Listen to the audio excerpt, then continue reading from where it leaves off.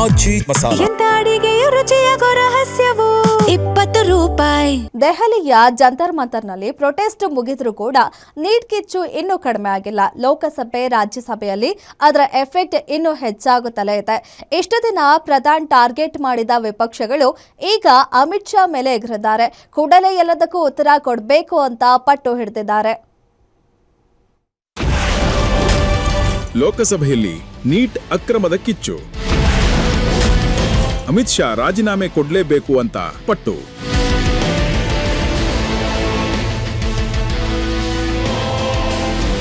Neat ಅಕ್ರಮದ ವಿಚಾರದಲ್ಲಿ ಇಡೀ ದೇಶದಲ್ಲೇ ಕಿಚ್ಚು ಹತ್ತಿತ್ತು. ದೆಹಲಿ, ಬಿಹಾರ್, ಕೇರಳ ಸೇರಿ ಹಲವಾರು ಕಡೆ ಆಕ್ರೋಶ ಹೆಚ್ಚಾಗಿತ್ತು. ಪ್ರತಿಭಟನೆ ಪರಿಣಾಮ ಶಿಕ್ಷಣ ಧರ್ಮೇಂದ್ರ ಪ್ರಧಾನ್ ರಾಜೀನಾಮೆಯನ್ನು ನೀಡಿದ್ರು. ಪ್ರಧಾನ್ ರಾಜೀನಾಮೆ ಆಗ್ತಿದ್ದಂತೆ ಈಗ ವಿಪಕ್ಷಗಳ ಟಾರ್ಗೆಟ್ ಅಮಿತ್ ಶಾ ಆಗಿದ್ದಾರೆ.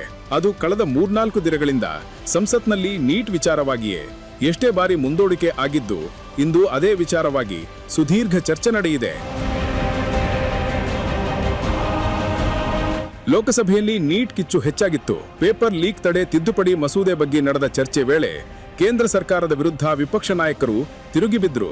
ಸಾರ್ವಜನಿಕ ಪರೀಕ್ಷೆಗಳ ತಿದ್ದುಪಡಿ ಮಸೂದೆ ಚರ್ಚೆ ವೇಳೆ ಕಾಂಗ್ರೆಸ್ ಸಂಸದೆ ಪ್ರಿಯಾಂಕಾ ಗಾಂಧಿ ಮೋದಿ ಸರ್ಕಾರವನ್ನು ಗುರಿಯಾಗಿಸಿ ಆಕ್ರೋಶ ವ್ಯಕ್ತಪಡಿಸಿದ್ರು. ಪೆಲೆಟ್ ಗನ್ಗಳನ್ನು ಬಳಸಲು ಯಾರು ಆದೇಶ ನೀಡಿದ್ರು, ಕೂಡಲೇ ವಿದ್ಯಾರ್ಥಿಗಳ ಕ್ಷಮೆ ಕೇಳಬೇಕು ಅಂತ ಕಿಡಿಕಾರಿದ್ರು. ಅಲ್ಲದೆ ಈಗ ಮಂಡಿಸಿರೋ ಮಸೂದೆಯು ಪೇಪರ್ ಸೋರಿಕೆಯನ್ನು ನಿಲ್ಲಿಸುವುದಿಲ್ಲ ಅಂತ ಕಿಡಿಕಾರಿದ್ರು. ಅಲ್ಲದೆ ಕಲಾಪದಲ್ಲಿ ಅಮಿತ್ ಶಾ ಇಲ್ಲದೆ ಹೇಗೆ ಚರ್ಚೆ ಮಾಡೋದು, ಅವರು ಕೂಡಲೇ ರಾಜೀನಾಮೆ ನೀಡಬೇಕು ಅಂತ ಒತ್ತಾಯಿಸಿದ್ರು. ಇದೇ ವೇಳೆ ಕೇಂದ್ರ ಸರ್ಕಾರ ಹಾಗೂ ವಿಪಕ್ಷ ನಾಯಕರ ಮಧ್ಯೆ ಗದ್ದಲ ಕೋಲಾಹಲವೇ ಸೃಷ್ಟಿಯಾಗಿತ್ತು.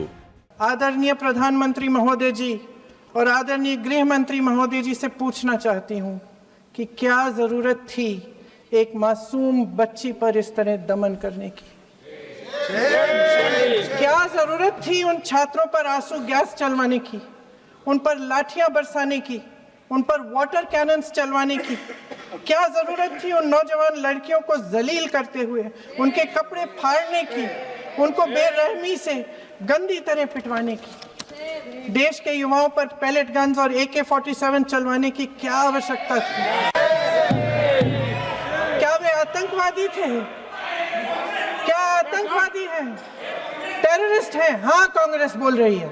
प्रियंका जी को ऑथेंटिक करना चाहिए, ऑथेंटिकेट करना चाहिए, और जो मिस इन्फॉर्मेशन कर रहे हैं, नहीं तो मिस इन्फॉर्मेशन के लिए कार्रवाई करना चाहिए सर। क्या कुछ भी बोल के चल सकते हैं क्या? और procedure for the minister the correcting the mistake 114 में अगर वो आपने जो रूल का जिक्र किया 353 में, मुझे कोई नोटिस नहीं दिया है। मैंने ऐसे कैसे बिना ऑथेंटिकेशन बोल सकते हैं, मुझे बिना नोटिस दिए हुए? इसलिए मैं इसको खंडन करता हूं और उसको एक्सपेल करना चाहिए और उनको माफी मांगना चाहिए।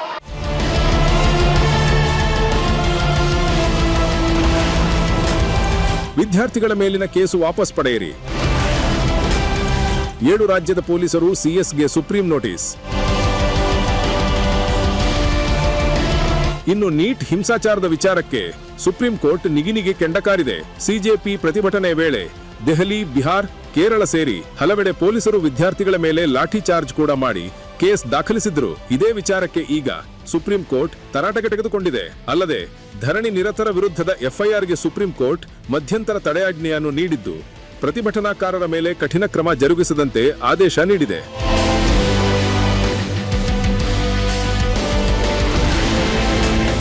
ಸುಪ್ರೀಂ ಹೇಳಿದ್ದೇನು? ಪ್ರತಿಭಟನೆಯ ಸಂದರ್ಭದಲ್ಲಿ ಪೊಲೀಸರು ಹಲವರನ್ನು ಬಂಧಿಸಿದ್ದಾರೆ. ವಶಕ್ಕೆ ಪಡೆದಿರುವ 18 ವರ್ಷದ ಒಳಗಿನ ಅಪರಾಧಿಗಳನ್ನು ರಿಲೀಸ್ ಮಾಡಬೇಕು. ಯಾವುದೇ ಕ್ರಿಮಿನಲ್ ಹಿನ್ನೆಲೆ ಇಲ್ಲದವರನ್ನು ತಕ್ಷಣ ರಿಲೀಸ್ ಮಾಡಬೇಕು. ವಿದ್ಯಾರ್ಥಿಗಳ ವೈಯಕ್ತಿಕ ಡೇಟಾ ಬಹಿರಂಗಪಡಿಸುವಂತಿಲ್ಲ.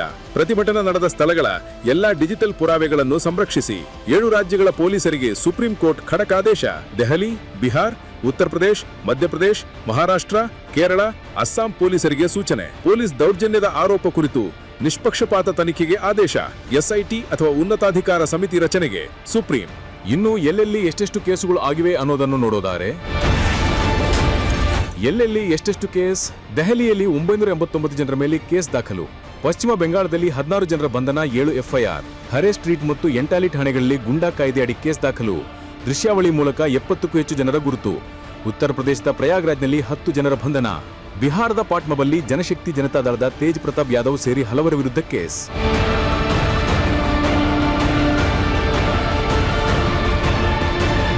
ಒಟ್ನಲ್ಲಿ ನೀಟ್ ವಿಚಾರವಾಗಿ ಲೋಕಸಭೆಯಲ್ಲಿ ಕಿಚ್ಚು ಹೊತ್ತಿದ್ದು ಕೇಂದ್ರ ಸರ್ಕಾರದ ವಿರುದ್ಧ ವಿಪಕ್ಷಗಳು ಮುಗಿಬಿದ್ದಿವೆ. ಮತ್ತೊಂದೆಡೆ ಸುಪ್ರೀಂ ಕೋರ್ಟ್ ಕೂಡ ಕ್ಲಾಸ್ ತೆಗೆದುಕೊಂಡಿದ್ದು ಮುಂದೆ ನಾನುತ್ತೆ ಅನ್ನೋದು ನೋಡ್ಬೇಕು. News desk, guarantee news.